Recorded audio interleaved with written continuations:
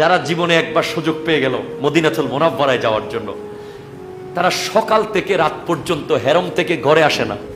আমি দেখেছি, আমি এমন এমন মানুষ দেখেছি, অনেকেই আছে হোটেলে ঘুমায়, খালি হজ কাফেলার সাথে মারামারি লাগাই দেয়। রুমের মধ্যে ফ্যানের ঠান্ডা কম হচ্ছে, এসি কম, ভাতের মধ্যে কাঁচামরিচ কেন দাও নাই, এই যুদ্ধ চলে গেল। আরে ভাই, তুমি কি এখানে খাইতে গেছো? আর অনেকেই আছে বলে, ভাই কোনো মতে আমাকে মদিনার বিমানবন্দরে নামাই দেন, আপনি কোনো মতে আমাকে বস্তাতে করে হলেও একটু নবীর শহরে নামিয়ে দেন ভাই, আমি জমজম খেয়ে খেয়ে আমার নবীর জিয়ারত করে করে সময় কাটাবো। আমি আমার কাফেলায় দেখেছি একজনকে, যিনি ফজরের নামাজে যেতেন, এশারের পরে আসতেন। আমি অবাক। আরেকজনকে আমি দেখেছি যে 12 বছর লাগাতার এতেকাফ করে মসজিদ নববীতে। তার বাড়ি হলো ফেনী, আল্লামা সিরিকুটির একজন আশেক উনি। আমি ওনাকে জিজ্ঞেস করলাম, মুরব্বী আপনার কে আছে সাথে? বলে আমার কেউ নাই। এখানে আপনি কার সাথে এসেছেন? বলে আমি কারো সাথে আসিনি, একা আসছি। কেমনে আল্লাহ মিলাইলো ওনার সাথে আমাকে? আমি ওনাকে জিজ্ঞেস করলাম, মুরব্বী এখানে তো এইভাবে একা আসা যায় না। বলে আমি আসতে পারি বাবা, আমি নিজে নিজে টিকিট করে নিজে নিজে চলে আসি। তো মুরব্বী আপনি কখন আসেন? আমি প্রত্যেক বছর 19-18 রমজানের দিকে চলে আসি। এসে আমার এলাকার এক আত্মীয়র এখানে দোকান আছে, তার সাথে দেখা করি, সর্বোচ্চ 1 রাত তার সাথে হয়তো থাকি, তারপরে 10 দিন আমি এতেকাফ করে চলে যাই। মুরব্বী আপনার মোবাইল?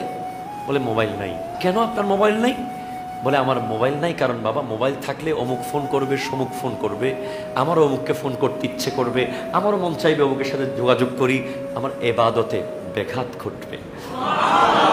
আমি তো নবীর সামনে, আহা আমি দেখলাম। তাই বলছি, মুরব্বী 12 বছর ধরে আপনার এই আসা যাওয়ার খরচগুলো কে দেয়?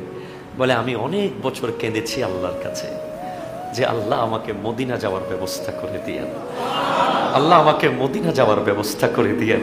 তো আমি এক জায়গায় একটা মোনাজাত করতেছিলাম, ওই মুরব্বী কিছু দোয়া কালাম পারে, একটু আলেমানা, উনি যদিও একজন মাস্টার, কিন্তু উনি কোরআন সুন্নাহ পড়েছে, কিছু এলমে দ্বীন অর্জন করেছে। উনি বলছে এক জায়গায় আমি মোনাজাত করতেছিলাম, ওই জায়গায় বাংলাদেশে একজন বড় ব্যবসায়ী ছিল ওই মোনাজাতে।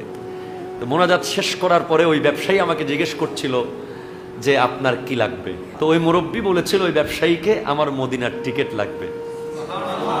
তখন ওই ব্যবসায়ী বলে ঠিক আছে, এখন থেকে প্রত্যেক বছর যখনই আপনার মদিনা যেতে মন চাইবে একটা মেসেজ দিবেন এবং টাকার অ্যামাউন্টটা লিখে দিবেন, আমি পাঠিয়ে দেব। বলে গত 12 বছর ধরে আমি নিয়মিত আসতেছি। তো মুরব্বী আপনার যদি কিছু হয়ে যায়? বলে এটাই তো আমি চাচ্ছি, কারণ নবী বলেছেন মান ইসতাতা আন ইয়ামুতা ফিল মদিনাতে ফালিয়ামুত, যেই ব্যক্তি মদিনাতে ইন্তেকাল করতে পারে সে যেন মদিনাতেই মারা যায়। আরে মদিনাতে যে মারা গেল তার জানাজায় তো নবী উপস্থিত আছে, জোরে বলেন না সুবহানাল্লাহ। মসজিদ নববীতে যার জানাজা হচ্ছে, মসজিদ নববীর ইমাম যার জানাজা পড়াচ্ছে, ওখানে তো স্বয়ং আমার নবী জিন্দা হাজির আছে। আল্লাহ আমাদেরকে তৌফিক দান করুক, আমিন।